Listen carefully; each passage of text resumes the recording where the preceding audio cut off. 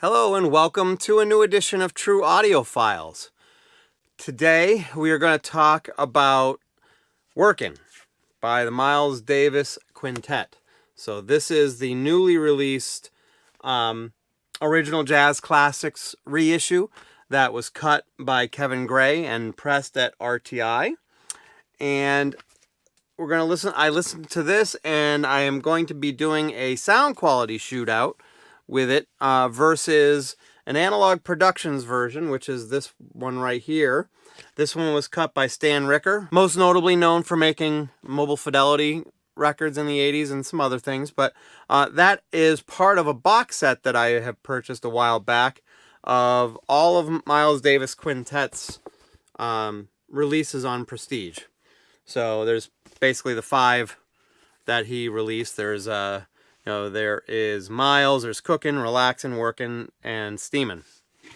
So all the ones that were done with John Coltrane, Red Garland, Paul Chambers, and Philly Joe Jones. So how I usually do these is I basically go through the process of listening to the new version that I just got all the way through at least once, and make some notes on it and see which tracks I feel would be the best to try to demo and do a sound quality shootout between. Because usually most records, you've listened to one track, you've heard the gist of how the record is going to sound, but there may be some circumstances where some sound different. But this was a case where most of the tracks had a similar feel and sound to them. So I just tried to pick, in this case I picked the one that I knew the most and knew well, which is Train's Blues, which is the first song on the second side, written by John Coltrane.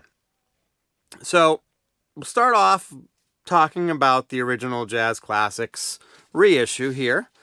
This one, it's also it has a very high quality jacket, and I will replace the inner sleeve like I always do when I clean them, and has the nice little obi on there as well, as you could see.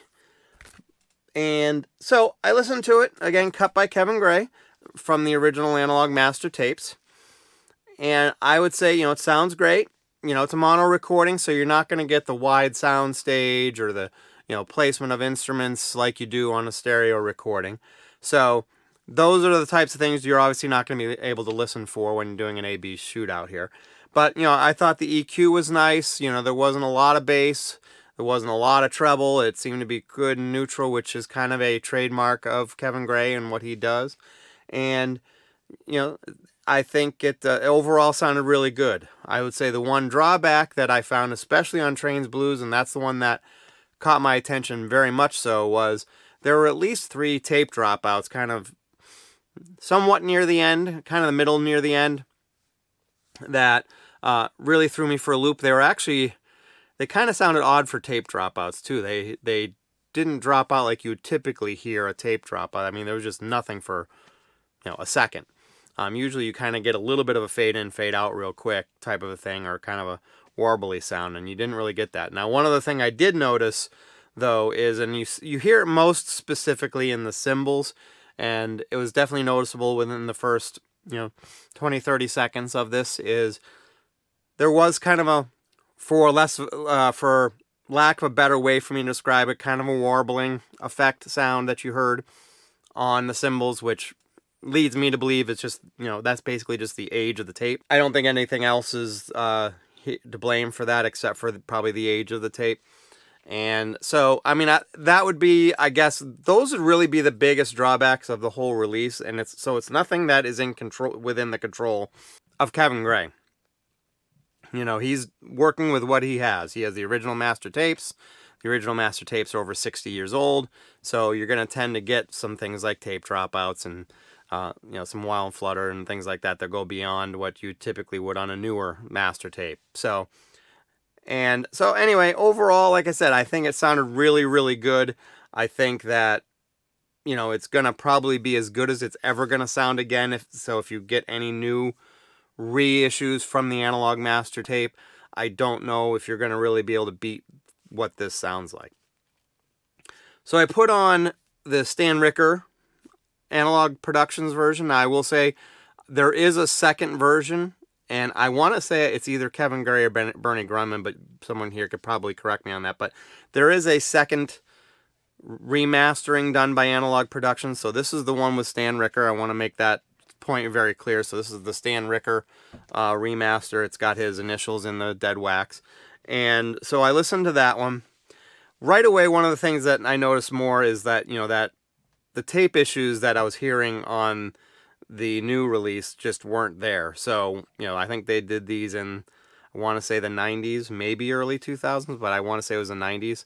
So those tape dropouts were not there. You definitely didn't have the three major ones that I heard, kind of medium or middle to the end in there. And then that kind of warbling of the cymbals, I didn't really pick up on this release either. The cymbals were nice and shimmering sounding, which is what you kind of want with the style of which they were playing, like on the ride cymbal especially.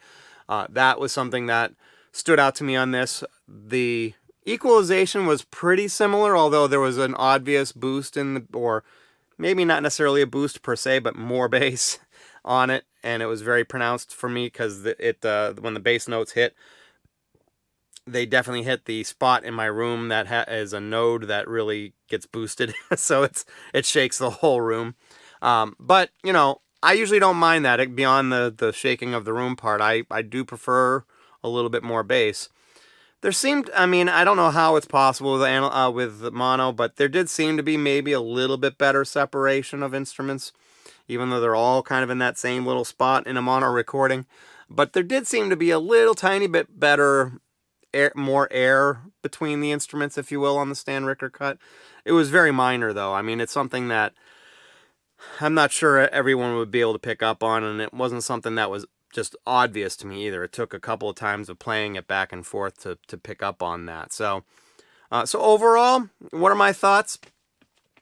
Like I said, I think, I don't know what Working, these Analogue Productions versions of Working are going for, and maybe he's going to reissue these as well, because I know that he's done a couple of the other ones in this series already, or one or two of them anyways, and so maybe they'll reissue those, although I think it's going to be probably the Kevin Gray or Bernie Grumman version. I've heard those are very good. I don't know. But I think I personally have the edge. I feel that, I should say, the Analogue Productions version has the edge here. And again, it's mainly because of those tape dropouts and tape issues.